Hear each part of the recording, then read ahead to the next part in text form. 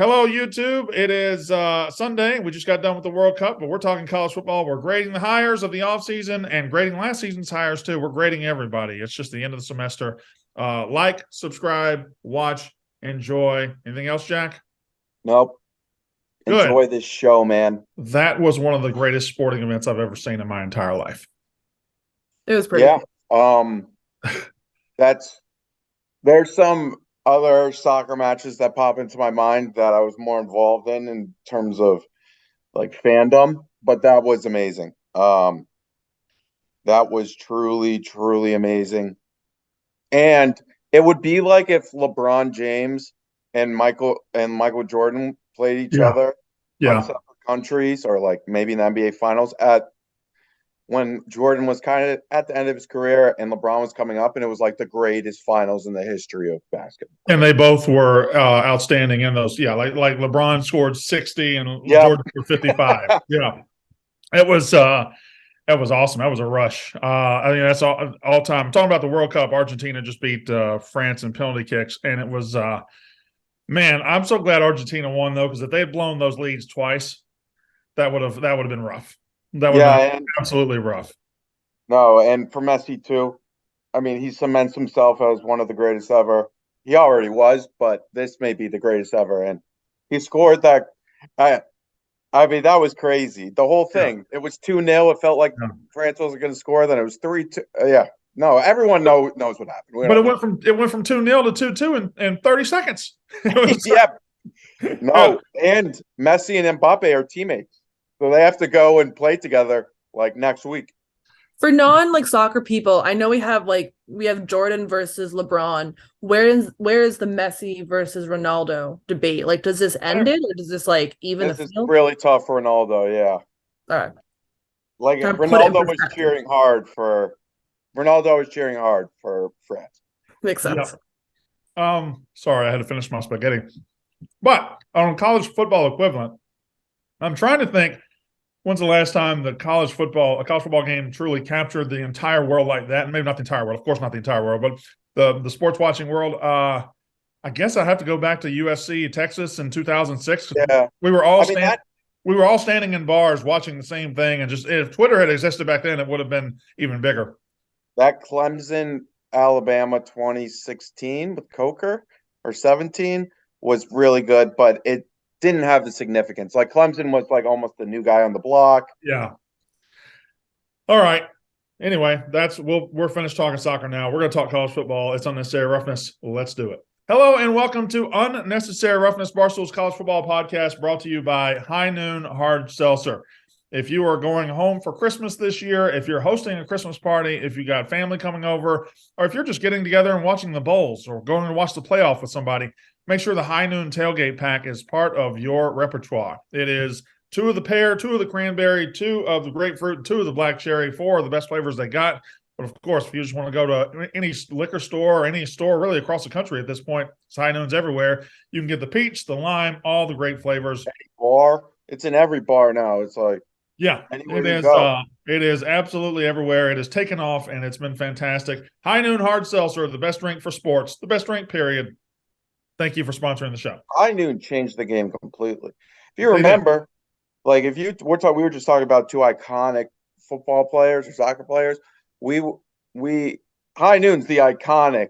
He's like the Maradona, Pele, because before High Noon, the seltzer game is completely different. Now everyone's copying them. So everybody's chasing High Noon up in here. High Noon Hard Seltzer, check it out. All right, so we're in the midst of bowl season. We had our first big, kind of busy day of bowls yesterday. I think it was 4, maybe 5 games. Had a couple of teams finish their limp to the finish. Had one very, very exciting game, which I'm going to go ahead and tell you right now, Jack, I was not awake for. Well, actually, 2 very exciting games, because Boise State won 35-32 last night, and then BYU and SMU came down to SMU trying for a 2-point conversion with 8 seconds left after scoring a touchdown. They could have tied it, but they went for 2, did not get it. BYU ends up winning 24-23. Celebration Bowl also, I'm sure we'll get to, was very exciting too. It was outstanding. I thought it's been a pretty great weekend of sports, and the NFL hasn't even kicked off yet. No, yeah. I mean, yesterday was one of just because I mean we had the biggest comeback in NFL history. Dion, Yeah. Jackson State coming down the wire. There's some really good bowl games. Yeah, I thought yesterday was phenomenal. Oh, I'll just say it. Let's just talk about it. Listen. God bless the white guy who dropped the ball to lose the Celebration Bowl. Woo, man. I don't Did you see wish that on Dion? anybody, huh? You see Dion consoling him after the game? I did, and of course, from a football perspective, he dropped the ball. It's just one guy, like he Yeah. didn't lose the game and all that. But it's a funny joke. The sailor his invitation to the cookout is rescinded forever. It's poor guy. No, I mean it's the Yeah. HBCU national championship, and this white guy from Louisiana, Yeah. like dropped a pass that was right to him. I mean, obviously it's not all on him, but yeah, no, he's going to not live that down forever. That game, if you watched it, that game was fantastic. It was North Carolina Central and Jackson State, and it came down to the wire. Two very very strong teams, and the quarterback play at the end was very good. Shedeur Sanders made some great plays on the final drive, but NC Central's quarterback, and his name escapes me right now, was electric all day. Fantastic game. It was a fantastic game, and Central ended up winning the game in overtime. It was great. So today, hello, Katie, by the way. Hello. I got to say something that we haven't said on the show. Do you realize we have not said what I'm about to say on the show yet? Like No. today or ever? We have new merch, and we have not mentioned it on the show one time. Well, we couldn't push the merch after Mike Leach died. Correct. And then we forgot. Yes. And then we forgot. But now, because Katie's back and the only reason this podcast really keeps going is because of Katie, because she keeps us all in line. We need Give to yourself some credit, Jack. And welcome back to Katie. First episode, she had like a few stuff that got in the way, but we're happy you're back. Me too. Welcome back, Katie. Casey not with us today. She actually quit the podcast. Yeah, So, it was over text too. Like, I mean, what a bitch. It was nasty. It was just what a complete bitch. And I swear to God, if she comes back Tuesday, I ain't showing up. So yeah, no, it's gonna be Katie and Casey. Yeah, me and Casey just don't do the show anymore.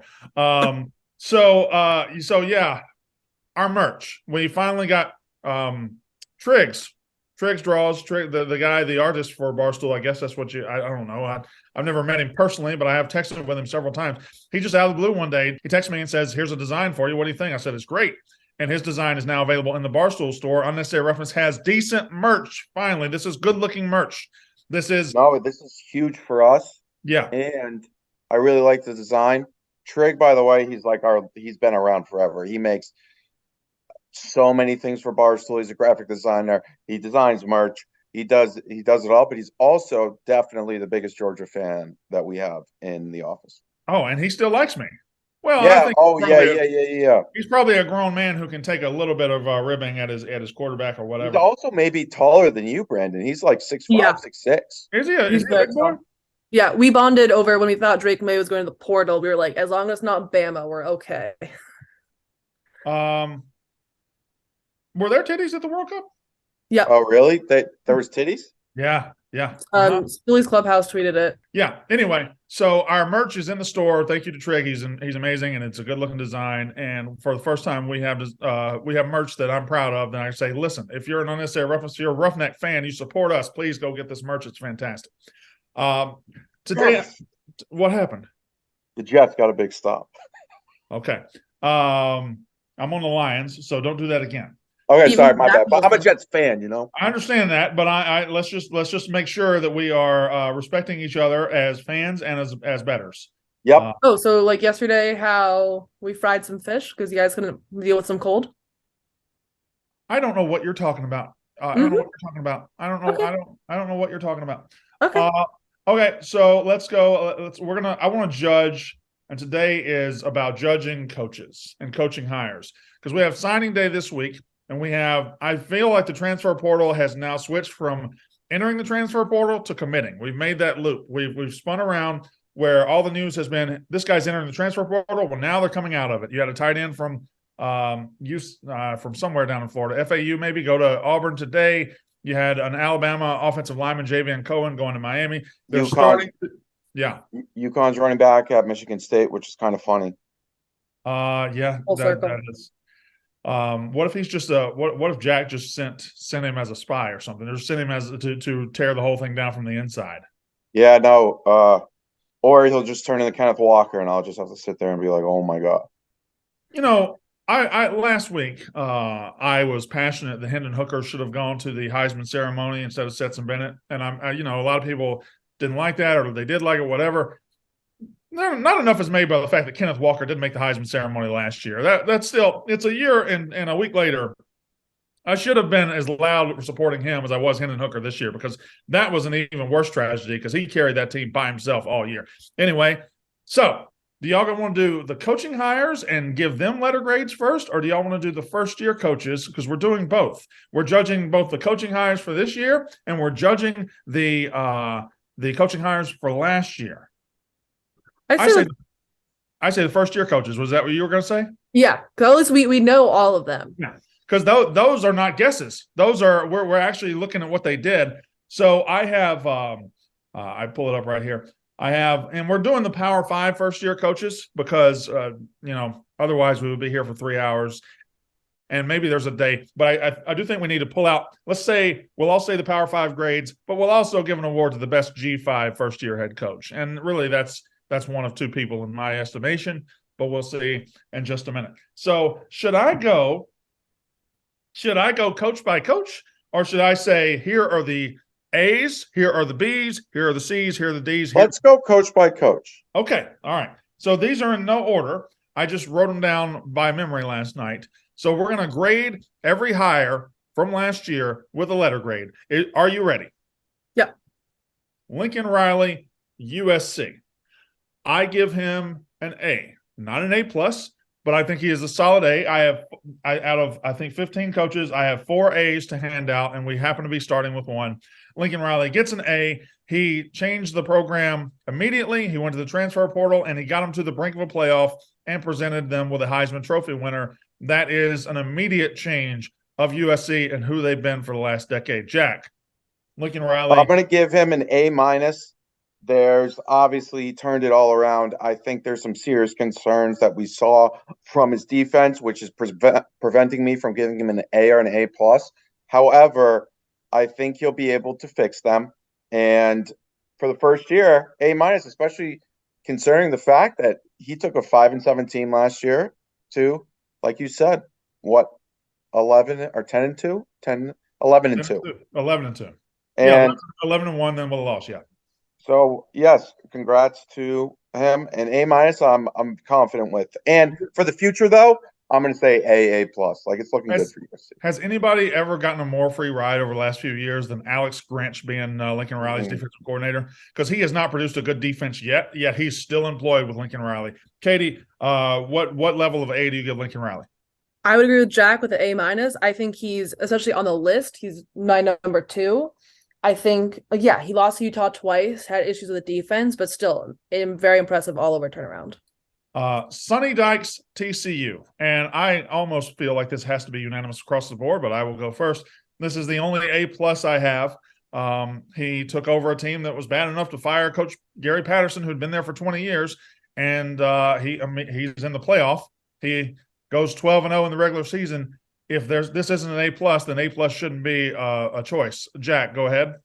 Yeah, I mean, is this one of the greatest hires in recent history, just from a perspective of a program that, shouldn't really be in the playoff discussion all that much. Obviously, they've been there. They've been close before, but Sonny Dykes turned it around right away.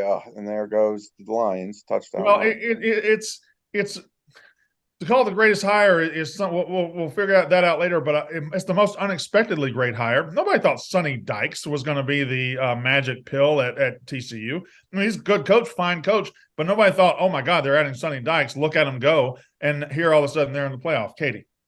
I would say, hypothetical, say if TCU gets absolutely blown out and destroyed, it is still an A plus, or is it an A? I think getting there, I think the grade could almost be solidified at this point. Just getting there is special. Yeah, that's my only question mark between A and A plus, but I still think overall you have to do A plus, even if a blowout happens. All right, now let's get into some that are not going to be A pluses. Brent Venables, Oklahoma. I've gone first the last 2 times. Jack, lead us off. D plus, D. Okay. Yes. I would even say that may be too generous. Maybe I'm just no, I would actually say, you know what? I'm gonna give it an F. He came in with a top 10 talented roster. Somebody that wasn't a 35-year-old. This is a guy that's been around the block left and right. And he's been told he was the promised one, the chosen one, the guy that was going to make Oklahoma fans not miss Lincoln Riley. And what happened? 6-6. 6-6 at Oklahoma is unacceptable. I know it's Yeah. first year, but no. Yeah, F.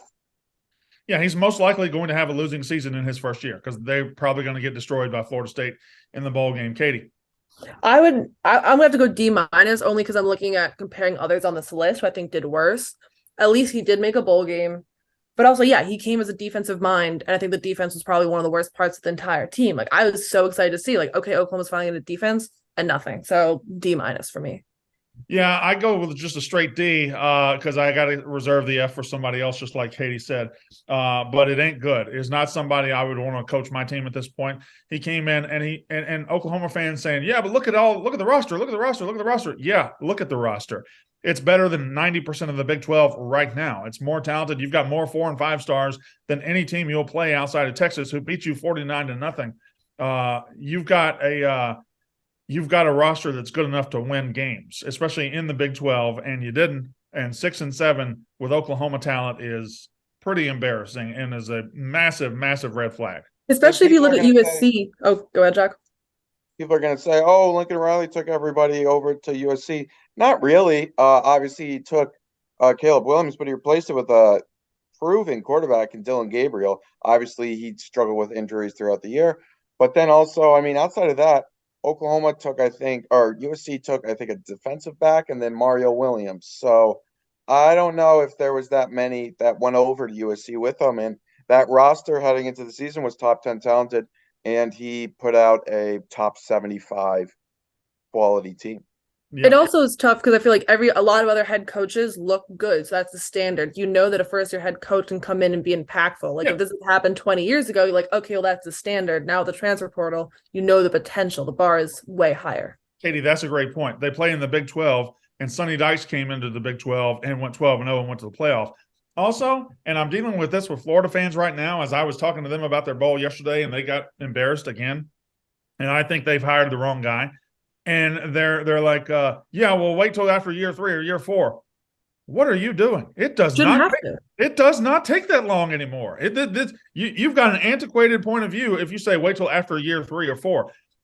Lincoln Riley did it in 15 minutes. You know, Sonny Dykes did it year 1, year 2. You need to be winning by year 2. If you're not winning by year 2, you got the wrong guy. Period. That's what the transfer portal has done. Sorry. But look around. Look at this country. Look at 3 of the guys on this list that they're going to get A's. Lincoln Riley, Kalen Deboer of Washington. They were terrible, and look what he did. Anyway,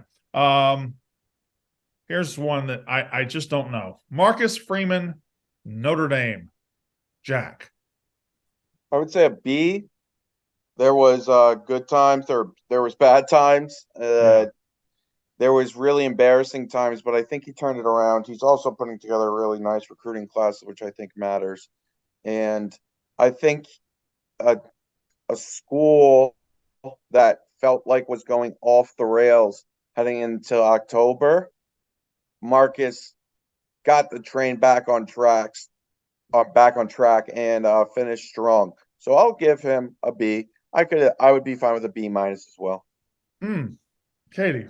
I think I need to see South Carolina to kind of put a pin on it to see like cross conference and see more perspective. I do more B minus. Like you have to kind of look at that. I know Brandon made a face.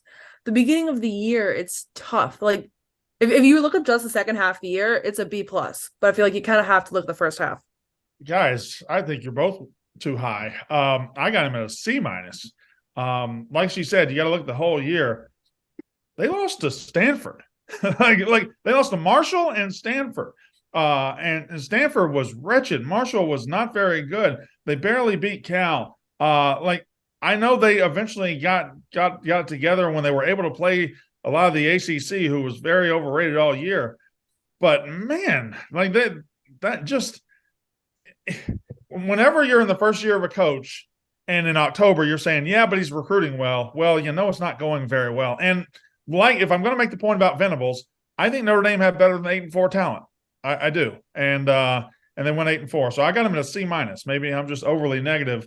And obviously we are going into the period where you can sign new players and you can get better, but I wasn't that impressed. Now here's another one. Brian Kelly, LSU. Jack. Ugh. You almost have to break this one down into semesters, don't you? Yeah, and also so he didn't really show up to class the first few weeks, and then he was amazing, and then he had a final, and he did really poorly on that. But I still don't hate it. Like, I C plus, B minus. How But much then credit it's do we need like to if I give for give, just making the final though? I don't think very much because I think the SEC West was kind of bad this year.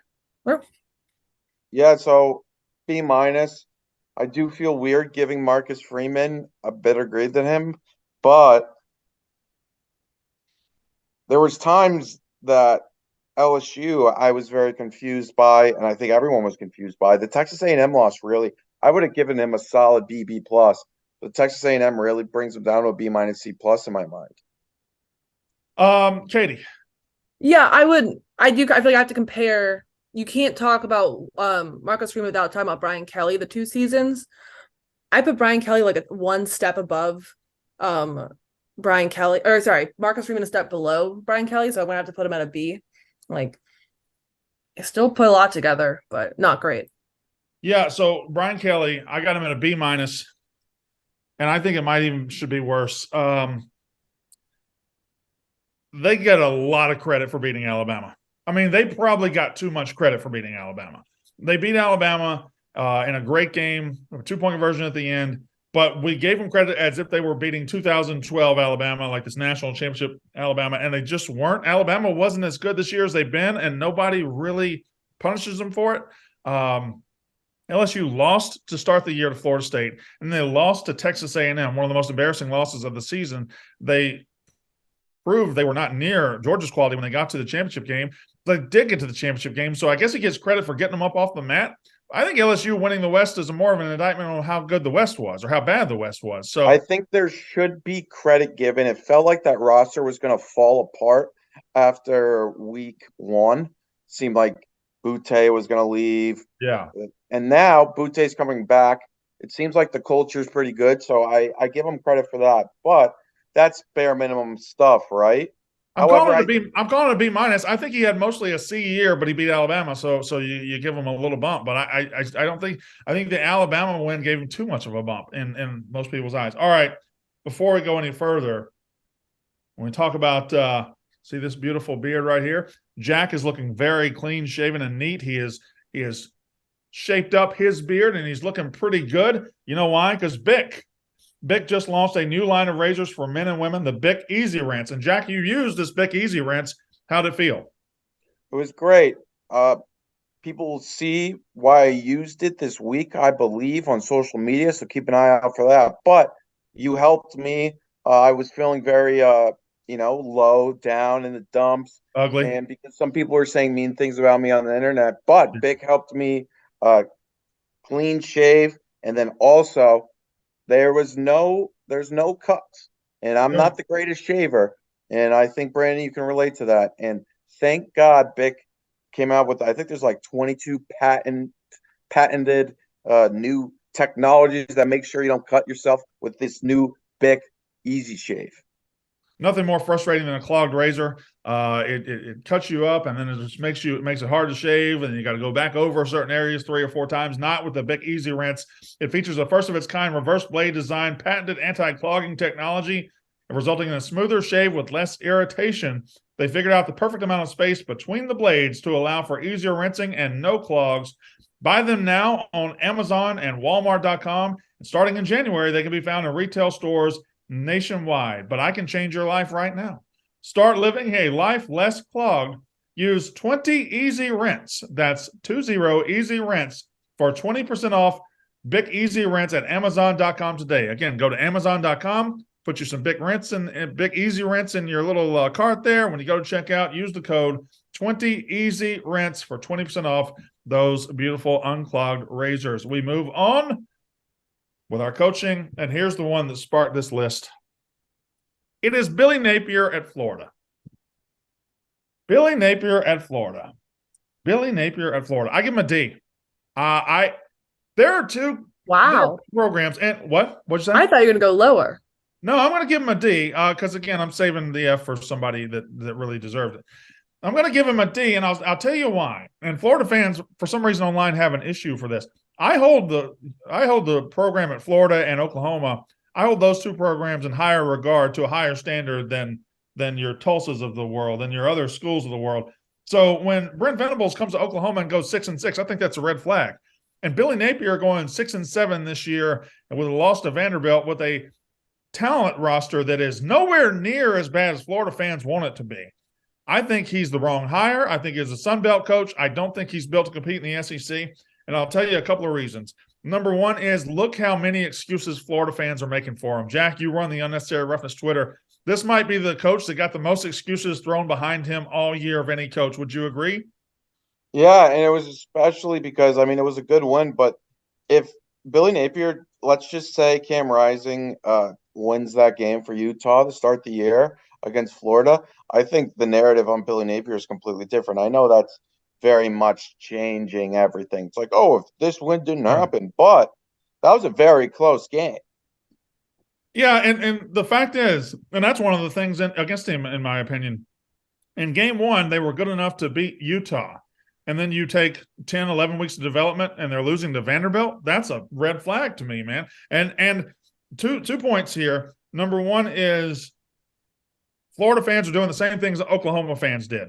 They're saying, oh, well, we don't have any talent. No talent. Look what Dan Mullen left us. Look what we're left with. Oh, my God. You have a first-round quarterback, and according to 24/7's composite, you have the number 14 talented roster in the country. That's one spot below Michigan, who's about to play in the playoff. Number 14 in talent. And even if that's wrong, even if that's a little skewed, you're comfortably top 30 in talent, and you went 6-7 at Florida? Like, that's a bad sign. And then the second thing they say, well, Dan Mullen never recruited, and Billy Napier is recruiting already, and he's going to fix it. Dan Mullen's last three classes at the University of Florida, Jack, do you know what they ranked? I'll tell you. Tell me. 9th, and 12th. Billy Napier, who's supposed to be fixing the culture and is recruiting at a much higher level, is 11th this season right now. And who knows? It might go up, might go down, but he's 11th. He isn't changing. He isn't recruiting any different than Dan Mullen recruited. These guys have been sold a bill of goods, and they're excusing a coach who doesn't belong at the University of Florida. You need a better coach. Sorry. And I give him a D. Jack? Yep, I'm with you, a D. I'm obviously a big fan of talent, looking at it, and that talent you had this year.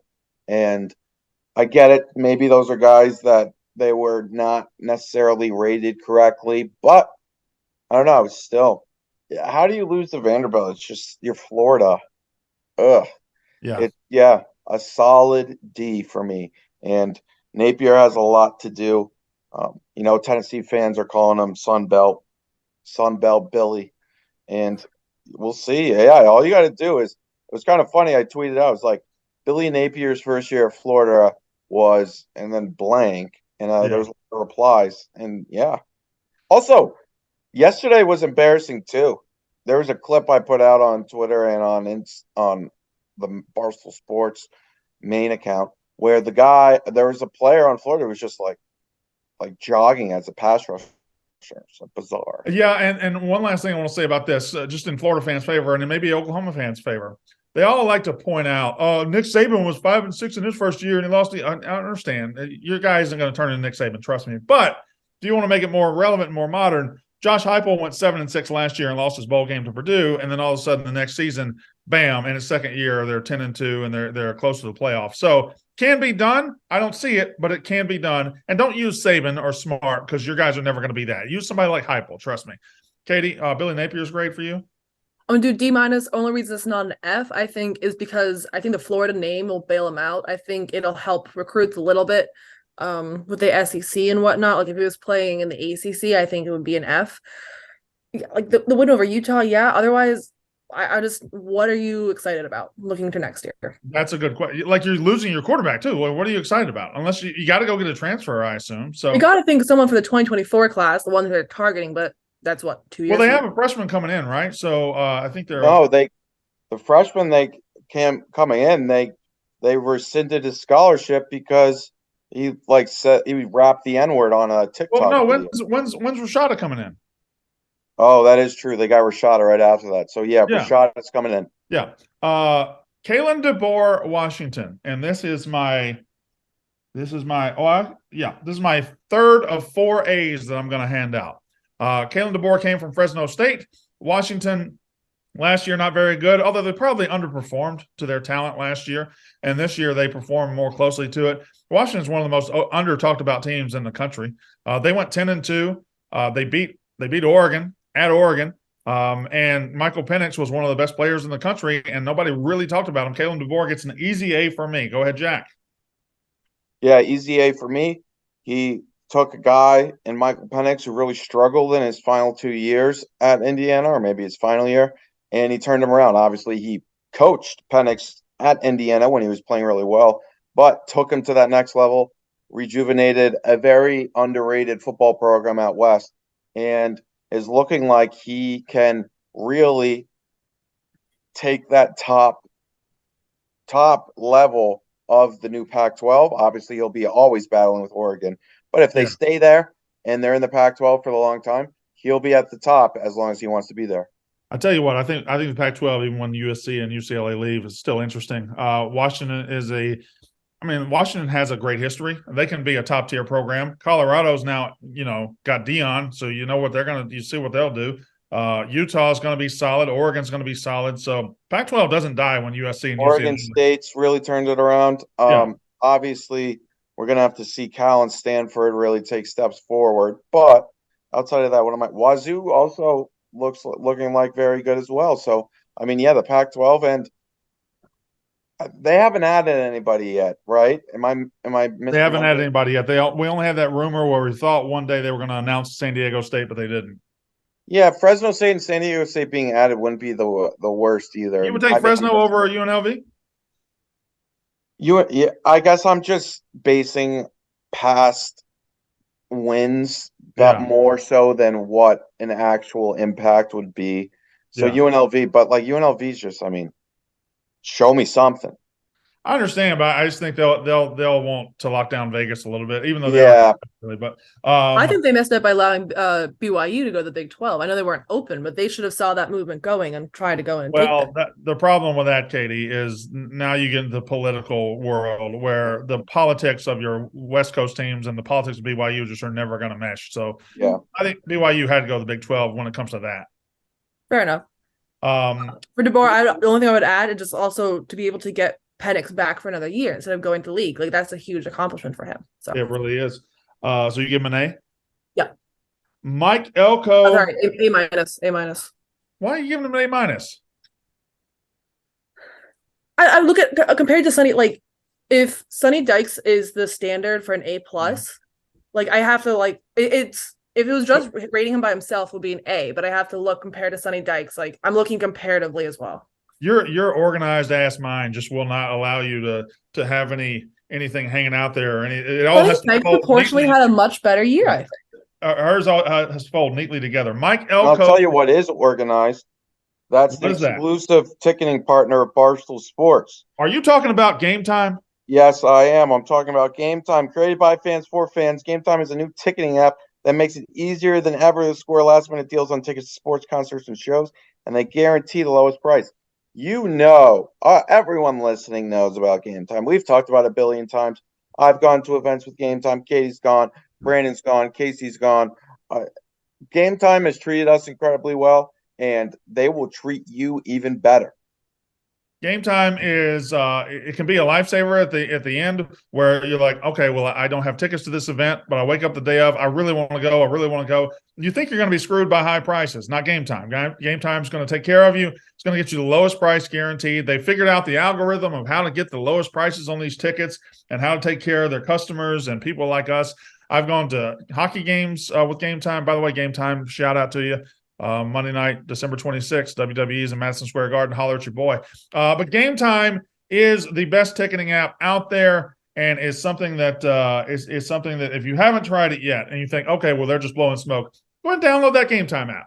Go ahead and Download the Game Time app today. Go to the account tab to create a login and redeem code RUFF for $20 off your first purchase. That's right, code RUFF for $20 off your first purchase. Rough.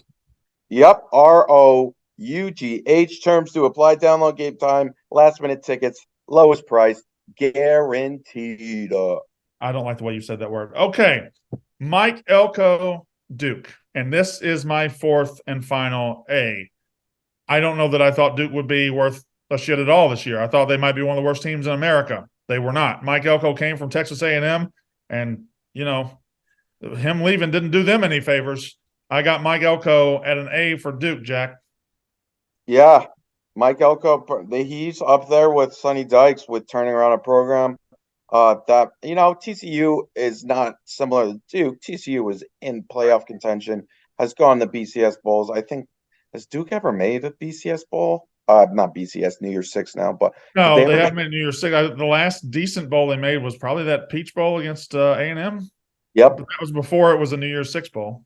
Yeah, so Mike Elko goes in there, immediately turns it around, has one of the most underrated quarterbacks in the country, and he really showed his value by even how his team that he left performed. So Elko is looking like one of the best hires of this offseason, which featured a lot of good hires. So Mike Elko, solid A for me, and I'm really excited to see what he does with Duke. I agree with Jack up until his I am excited to see. I am not.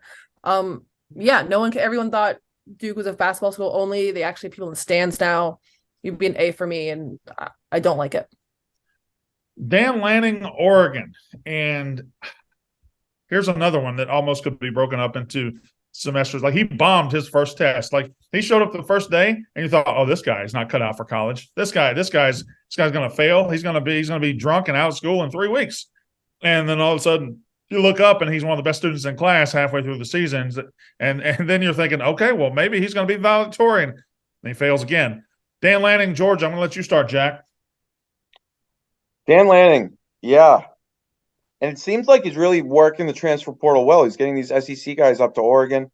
And yeah, I'm going to give him a B plus, specifically for turning it around. His effort was there. He turned Bo Nix into something very valuable. And losing Kenny Dillingham will hurt him as Kenny goes to Arizona State. But, I mean, that's the ultimate test of a coach. Can you replace offensive coordinators? Some guys can't. Some guys can. But I think he really Oregon was in the mix significantly. So I'm giving him a B plus for that. And I think the future is bright in Oregon until our team down south steals their coach yet again. Yeah. Katie, with Dan Lanning, Oregon?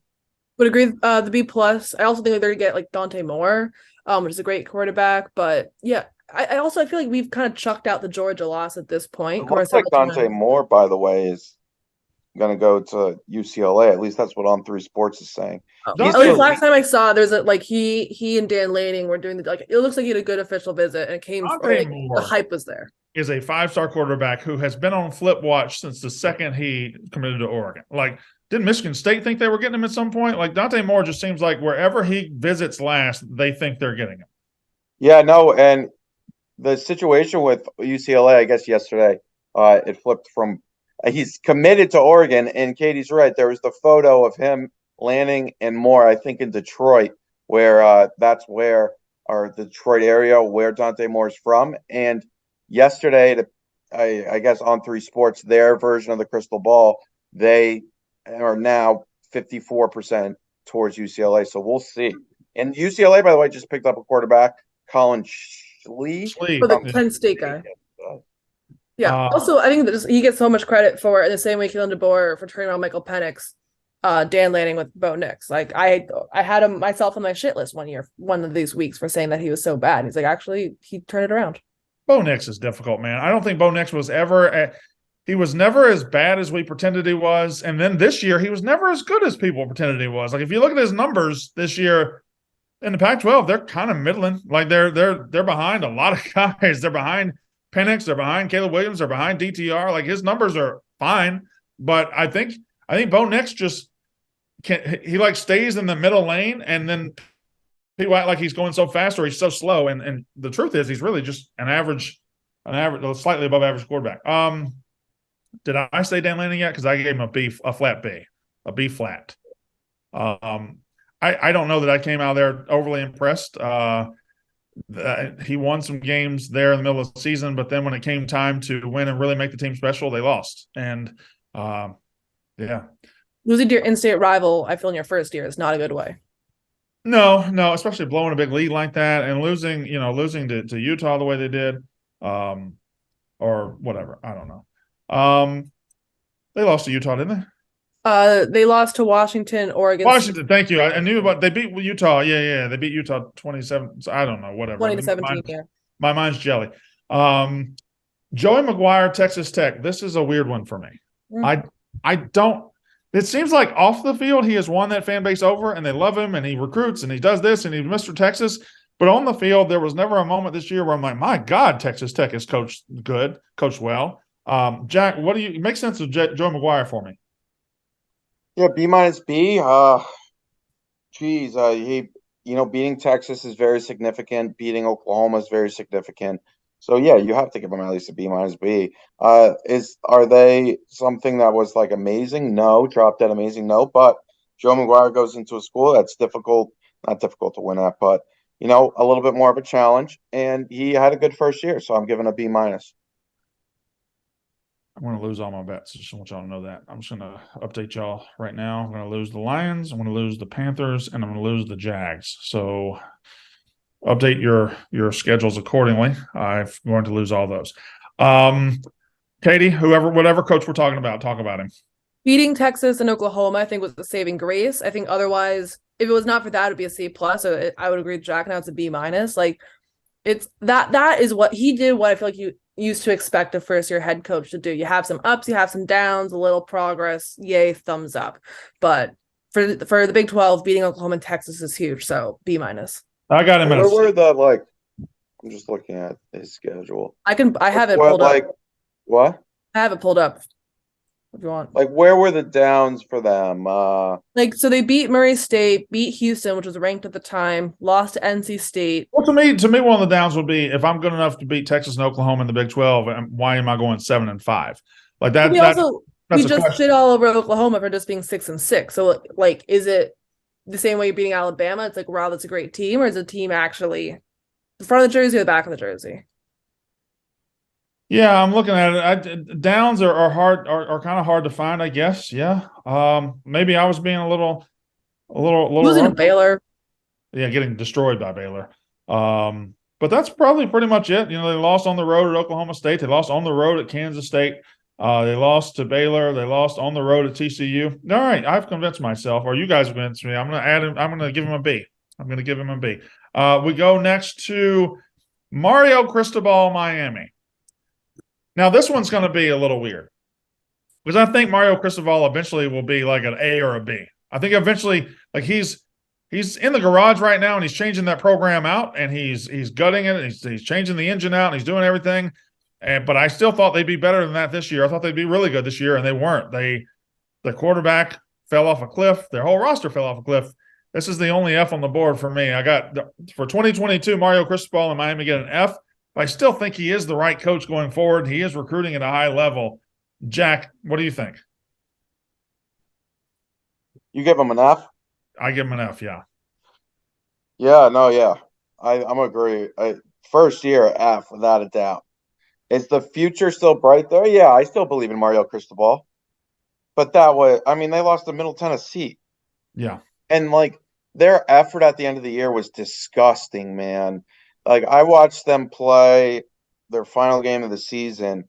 forget who it was against. I think it was against Pittsburgh. Pitt. Pitt. Yeah, and they just bad. They like there was plays where a guy would just like they didn't know how to tackle. That doesn't look great for me, but I get it. You have to turn the engine inside and out, and redo it, retool it, and maybe that's what it takes. And sometimes these do take a little bit further. But if I'm going to give Brent Venables a D minus, I have to give Mario Cristobal an F. Yeah, that's where I'm at too. Katie? It's an F. I think coming to the preseason, everyone was talking about like Clemson, Miami, NC State. Like those are the three, I think, for the ACC people getting hyped about. It does suck that he was hyped up wrongly. It's like you already have those notions, like the bar was raised, but just like, yeah, everything else has kind of been said. I give him a full F.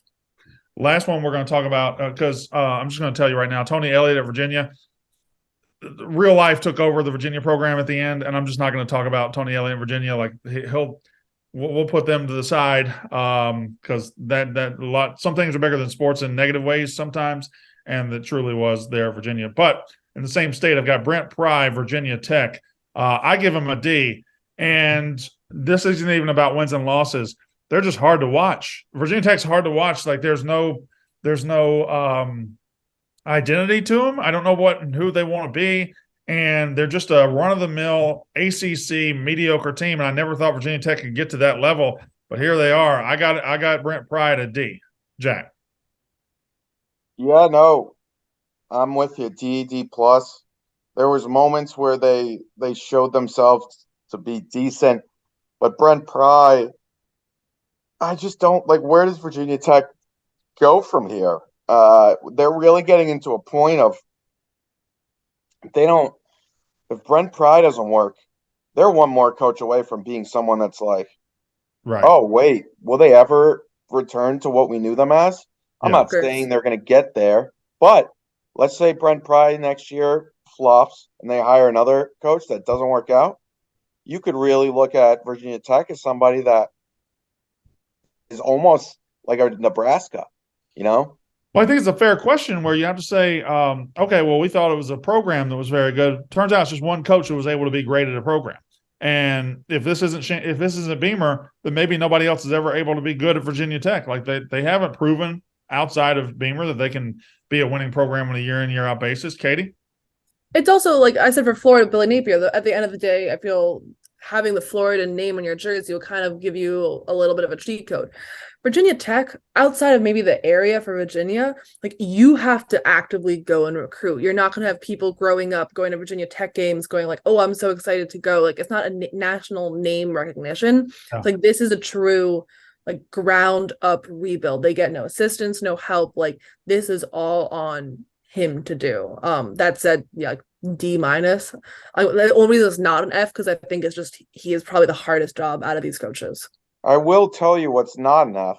No, Jack. I was about to tell you what was not enough. Oh, really? Away from me. I was trying. You don't just step over my. No, I'm sorry. You wanted to give an A plus to Amazon Music. The A in Amazon, there's two A's, so it's AA. It's like AA plus. Hey, Prime members, have you heard? Unnecessary Roughness is now ad-free on Amazon Music. I'm a big-time Prime member. I go to Whole Foods all the time, and I hold my phone up, and I get my discount, and I get everything, and Christmas shopping, I'm all on Amazon and everything, and now Amazon Music is the home to Unnecessary Roughness ad-free. With the Amazon Music app, you can get access to the largest catalog of ad-free top podcasts, and it's included with Prime. To listen, visit Amazon.com/roughness. Avoid the ads and listen to your favorite Barstool shows on the go, offline, or wherever life takes you. And while, yes, you can listen to every Barstool show, and that's great, listen to us. Listen to us first, buy our merch, support us, because we're Unnecessary Roughness. Yeah, and the Roughnecks over on Amazon Prime, we love you, we see you. And if you're listening right now, you're not even listening to this ad. They're not even hearing this right now. So I'm telling them that I love them. But they're not even they can't hear me. So all that being said, go over to Amazon. The show won't have any ads, and you will be rewarded for it. Start listening ad-free by visiting Amazon.com/roughness. That's Amazon.com/roughness. Now, that will mean when you go to Amazon, you won't be able to hear mine and Jack's Roman reads, but hey, deal with that however you want to deal with it. Anyway, Amazon.com or Amazon Music, check it out. Where was I? So that was all the coaches for this year for the Power Five. I think when it comes to Group of Five, there are two. One of them is John Summerall from Troy, who just went 12-2, Yep. just beat UTSA in the bowl game yesterday. Two very good teams, or Friday, excuse me. But John Summerall at Troy, and then I got to give my shout out to my boy Jim Moore Jr. at UConn. Everybody knows I'm the biggest UConn guy on the podcast. He's my guy. I'll let Jack speak about it a little bit, but those are the two G5 guys that really stand out above all the others, in my opinion. No, yeah, those two are phenomenal. Obviously, Summerall at Troy really deserves a lot of credit, but he didn't take over a program that won 4 games over the past 4 years. So, and now tomorrow we get to see UConn play in a bowl game against Marshall, and you know me, I'll be excited. I'll be watching, and I know all of America will be too. It'll be like the World Cup. Everyone's going to be talking about it. But it was France Argentina / UConn Marshall. That's the what Myrtle the world was Beach looking Bowl. forward to. Yeah. Good So Lord. all that being said, obviously I'd give it to Jim Mora just based on being biased, but I think giving it to Summerall at Troy would actually make a little bit more sense. Winning the Sun Belt, beating UTSA and kind of the Sun Belt Conference USA matchup in that the Cure Bowl. So that's completely fair in my book. But shout out Jim Mora, honorable mention. I'm giving him Coach of the Year, but that's just because I'm biased. That's really nice of you, Jack. Katie, anything to add on the Group of Five? No, I agree with that. I remember, I think I looked up at the end of the year and was generally shocked when I saw Troy that good. They used to be a laughing stock. It was like almost an automatic W in the schedule. Now they're not. All right. Now, and we won't take as much time with this, but I guess how should we handle this? Should we hand out letter grades for this, or should we just give overall thoughts as we're near the end of the coach hiring cycle and we pretty much have all the coaches in place for the new year? Yeah, I mean, I guess we could give grades. I also think a fun episode, and maybe this will be better when Casey's back, give like a ranking. Yeah, okay, let's do that when she gets back. We'll rank them all one to let's quit. We won't have to go too much explanation here. Let's just give quick letter grades. Okay. So we'll start with Hugh Freeze at Auburn. I think as a football coaching hire, it is an absolute A. I think as a human being hire and from a standpoint of can you look yourself in the mirror at night for dealing with a man like that, it's an F. So split the difference. We'll give it a B- because from a football hiring perspective, he's going to be very, very good. And they're going to win games. And he's going to lie to a lot of recruits. And they're going to say family. And there's going to be some absolutely stuff there that probably needs to be investigated. But it won't be because it's Auburn and they just want to win football games while lying and saying how wonderful they are. It's the perfect hire for Auburn. They will absolutely look past some stuff in order to win games because they're sick of being Alabama and Georgia's bitch. But again, from a personal perspective, you are in bed with a bad person. So B-, again, A for the football part, F for the human part. Jack? You think the first time that he goes like only 7 wins or less, they'll start leaking some stuff? Like how many wins do you think we'll start to see that like sneaked into the news cycle again? The thing is, I just don't. I think he'll probably win 8 next year, and then he'll be up hypothetically, yeah. Like 6-6 would be. You'd start hearing some things, Jack. Yeah, that would be interesting. That's a good question from Katie, because it's like, what happens if it does go bad? But it's the same people that's would you sweep something under the rug and pull it out under the rug if you're the one who swept it under? I don't know. Probably Auburn boosters, because they're literally they think of themselves as God. So, but all that being said, I would give it B-, B. It could really go wrong. I think football wise, it could look good, but I think there's a chance that if something goes wrong and a few things don't break their way, you're really looking at a dire situation.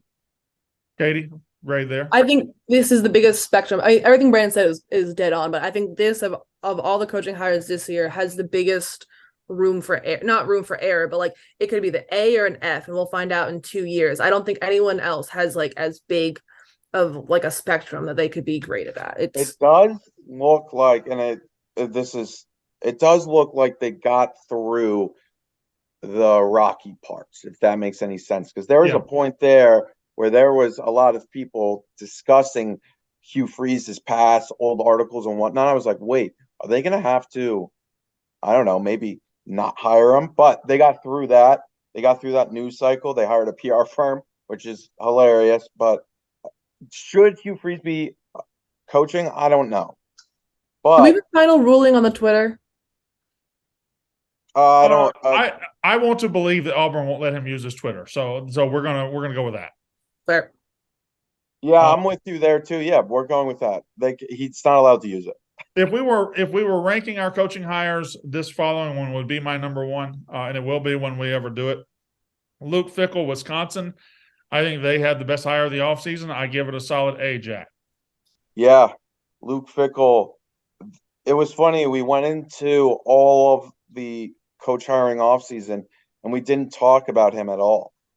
I think everyone just assumed, oh, he's going to take Cincinnati into the Big 12, and he was going to stay there and stick it out. But I guess this Wisconsin job came open. He said, you know what, I want that job, and he deserves it. And I think I agree. He's going to be at the top for me too. He just fits Wisconsin perfectly. He's almost a better Paul Chryst. You know, He just the nice, happy-go-lucky guy, but he's obsessed with football. I need to keep the Dallas Cowboys out of the end zone right now. Talk about Luke Fickell, Katie.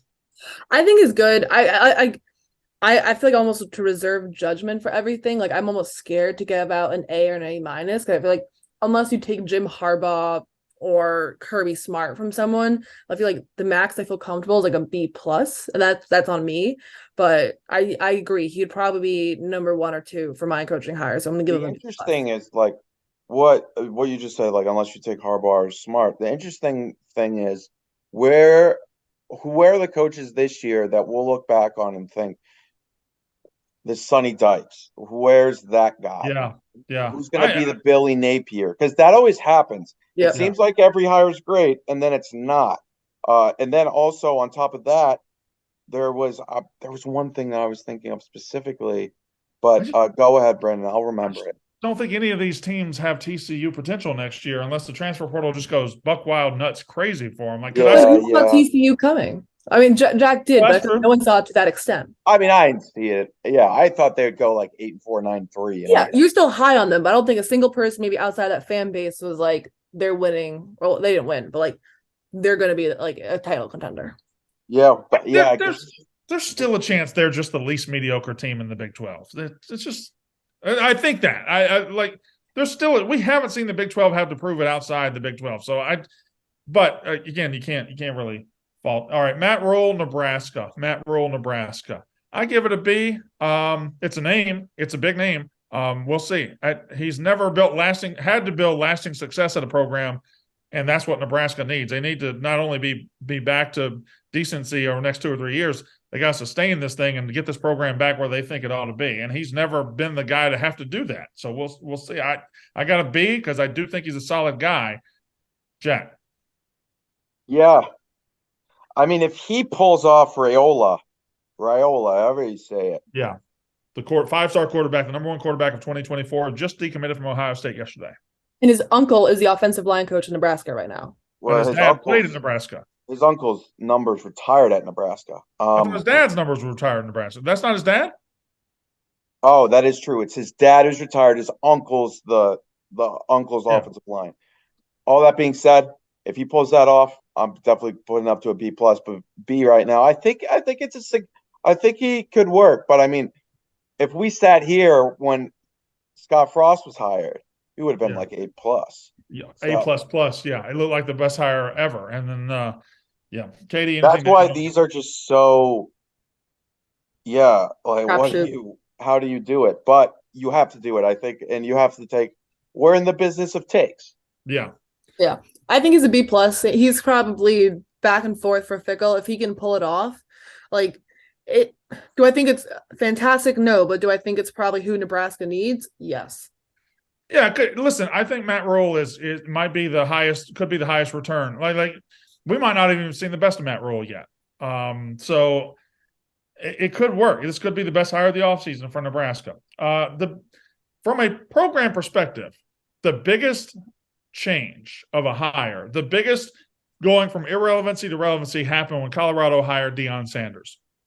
I'm not going to give it an A because we don't know if he's going to be able to coach against the Pac-12 coaches at this level. I assume that he probably will. I mean, he's been around football his whole life, but I know he's going to get an immediate injection of talent.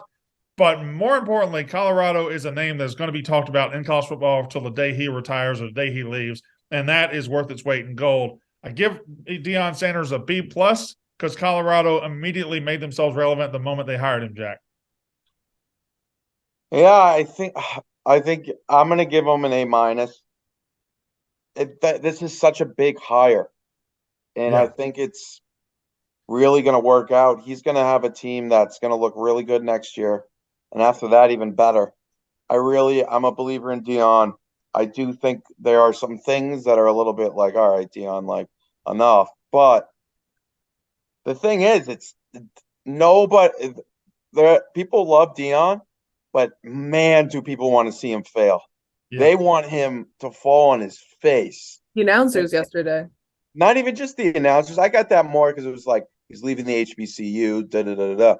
But you'll see it on Twitter. People want him to lose and lose badly.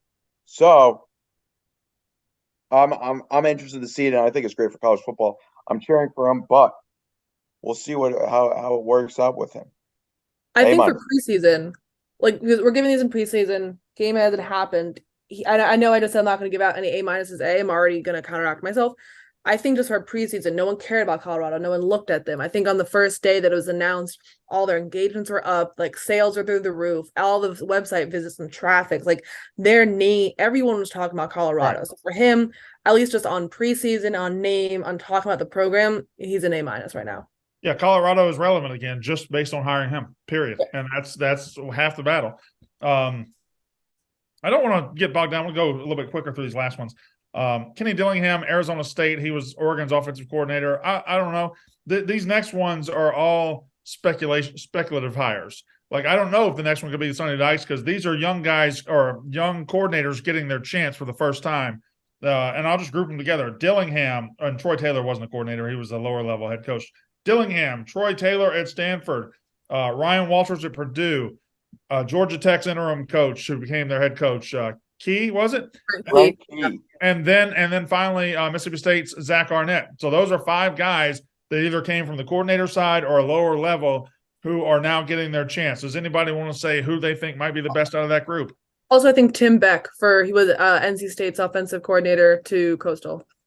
To Coastal, yeah. These I was just doing Power 5, but these are all guys that are at either a lower level of coordinator or a lower level of school, and they're getting their chance. Who wants to pick their best horse out of this? I'll go first. I'm going to pick Zach Arnett, Mississippi State. Outstanding young defensive coordinator, keeping the nucleus together, keeping the Mike Leach system together, and playing for coach. Zach Arnett's my choice. That's just me. I like Zach Arnett as a hire. So you gave it Zach. Is Dillingham in this hire? Yeah, it was Dillingham, offensive coordinator from Oregon, going to Arizona State. Troy Taylor from Stanford. Ryan Walters, Purdue. Brent Key from Georgia Tech, and then Zach Arnett. I'm really interested in the Sacramento State. Sorry, you just said him. Troy Taylor, right? Yeah. I'm really interested to see. I think what he did at Sacramento State was amazing.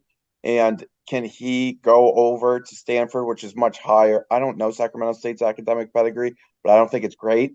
Going over to Stanford, handling that. But he had an explosive offense at Sacramento State. So I'm really interested to see what he does there. But I think Dillingham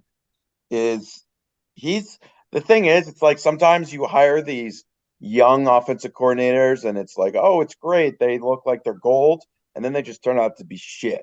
And they're just much better at being offensive coordinators and like not having to deal with the whole program. That's the interesting thing in Dillingham. But I'm going to take, you know what? Troy Taylor. Well, a lot of building. Go ahead, Katie. I was going to say Dillingham, I think, because he's in the Pac-12, I think like Arizona State's floor right now is super low. So I think it's easy for him to go upwards and show improvement. I think it's going to be much harder. I have more faith in him than in Stanford because I think that that's kind of just a shit show and that might be tossed out. But like Mississippi State, you're in the SEC, it's gonna be much harder. Purdue, you have to beat Michigan or Ohio State to like get a thumbs up from anybody. So I think it's easier so far, I think, for Dillingham to succeed. Well, you know what gets an easy thumbs up from me? What's that? Omaha Steaks. Yeah, It is. I was going to say my favorite hire of the offseason was Omaha Steaks. Okay, well, we both came up with our own segues and we just had to use them, Jack. You couldn't let mine stand alone. Well, no, I was waiting for you to give the A+, and I was like, that's my favorite of the But group. she said thumbs up. I thought thumbs up was a great way to go. Well, I went up to you because that's how much I love Omaha Steaks. Well, we can fight about Omaha Steaks all day long because they are delicious.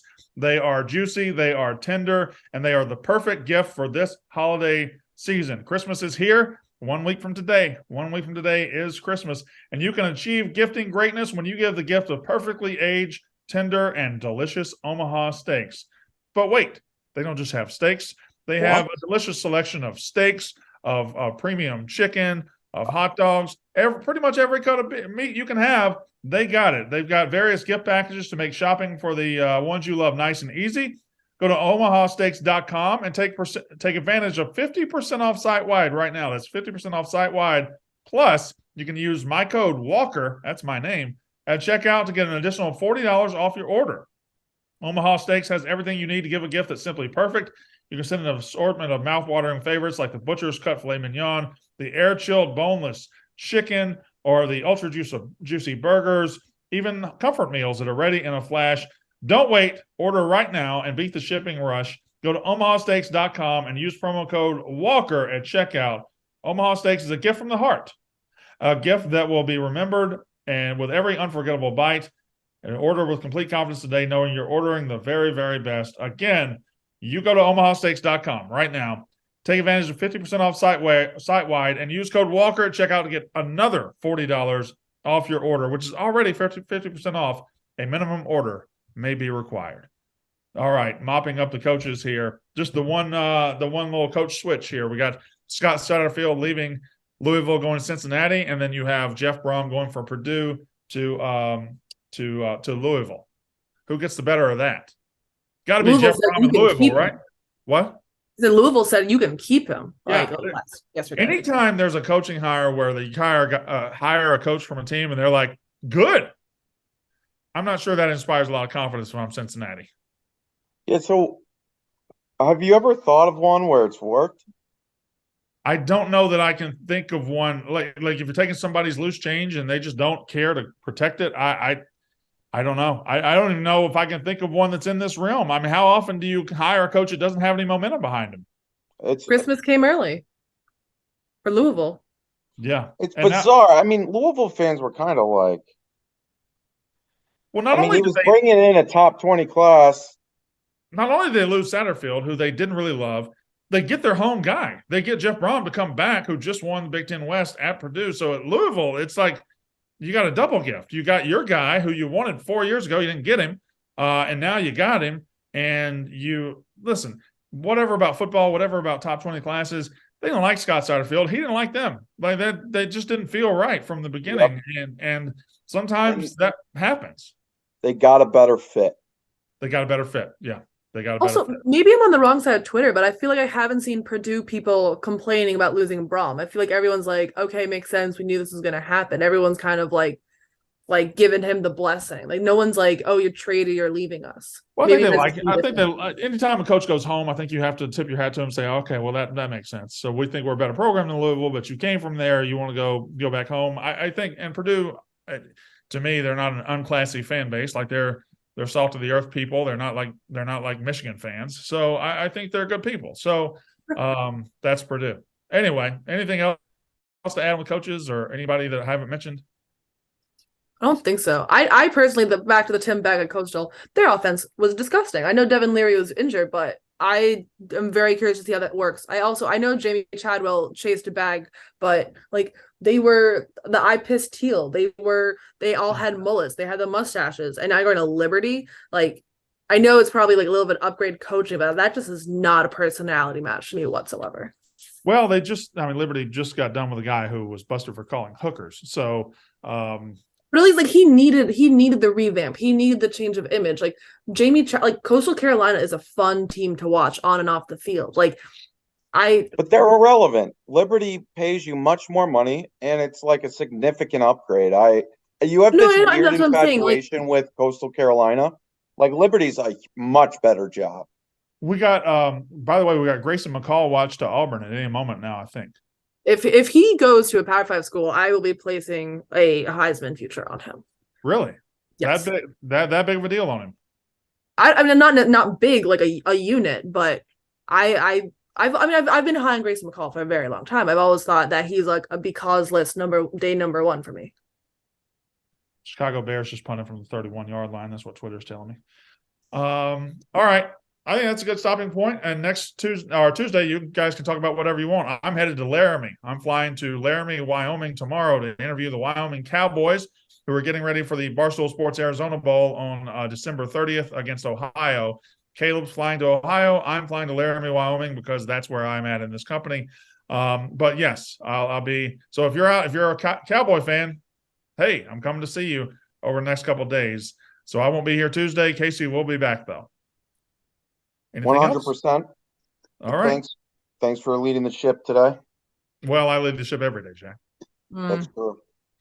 All right. There you go. Go Argentina. And we're out. That's Unnecessary Roughness.